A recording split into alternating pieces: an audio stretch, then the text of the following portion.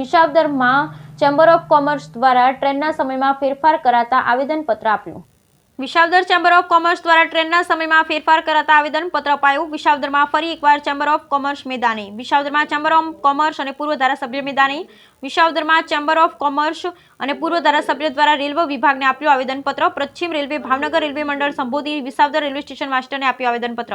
હાઈકોર્ટના આદેશને metre gauge ટ્રેનના ટાઈમ ટેબલ ફેરફારને વાધા અંગે આવેદનપત્ર અપાયું, જેમાં વિસાવદર મીટર ગેજ ટ્રેનના જૂના ટાઈમ ટેબલમાં જો ફેરફાર કરવામાં આવશે તો ઉગ્ર આંદોલન કરવાની ચીમકી આપતા ચેમ્બર ઓફ કોમર્સ અને પૂર્વ ધારાસભ્ય હર્ષદભાઈ રીબડિયા ફરી એકવાર મેદાને, જેમાં ચેમ્બર ઓફ કોમર્સ પ્રમુખ દીપકભાઈ કાનાબાર, પૂર્વ ધારાસભ્ય હર્ષદભાઈ રીબડિયા, લલીભાઈ ડોબરિયા, રમણીકભાઈ દુધાત્રા, નરેન્દ્રભાઈ કોટેલા, જસુભાઈ બસિયા, રાજન રીબડિયા, નિલેશભાઈ દવે, જેપી છેતાણી, ચંદ્રવદનભાઈ ચૌહાણ સહિત વિસાવદર શહેર ગ્રામજનો તેમજ સેવાકીય સંસ્થાઓ સાથે રહી બહોળી સંખ્યામાં રેલવે સ્ટેશન માસ્ટરને આયોજનપત્ર પાઠવ્યું હતું.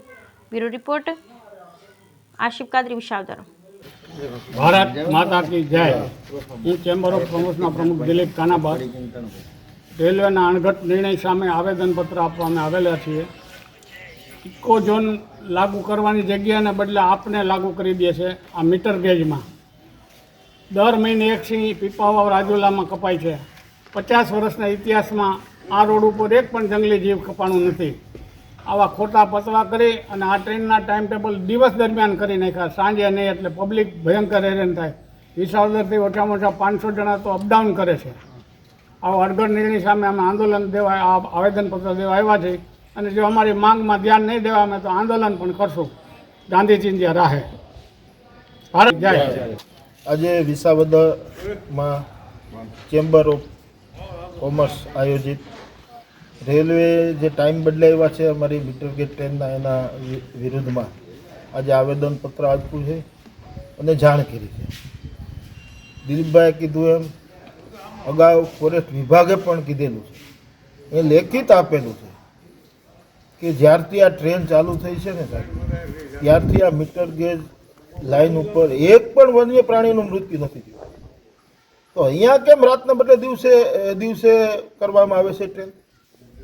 હાઈકોર્ટ રેલવે એવું કહે છે કે હાઈકોર્ટે આદેશ કર્યો છે. હાઈકોર્ટનો આદેશ હોય તમને બતાવો તો કયા વિસ્તારનો હાઈકોર્ટનો આદેશ છે? રેલવે ટ્રેન અમારી આ 25 ની 30 ની સ્પીડે સાહેબ હાલે છે, સાવ ધીમી ટ્રેન હાલે છે. વાહ, તમે જોવો છો કે પીપાવાવથી ઉદ્યોગપતિઓ માટે ફાળવેલી ટ્રેનો એ 100 સ્પીડે હાલે. સિંહોના મૃત્યુ તો એ લાઈન ઉપર થયા. અમારા વન્ય પ્રાણી સસલું પણ નથી ભર્યું સાહેબ. તો શું કામે આ કાયદો અમારી ઉપર ઠોકી બેસાડવામાં આવે છે? શું કામે અમારા ટ્રેનના વ્યવહારને ટાઈમની ફેરફાર કરવામાં આવે છે?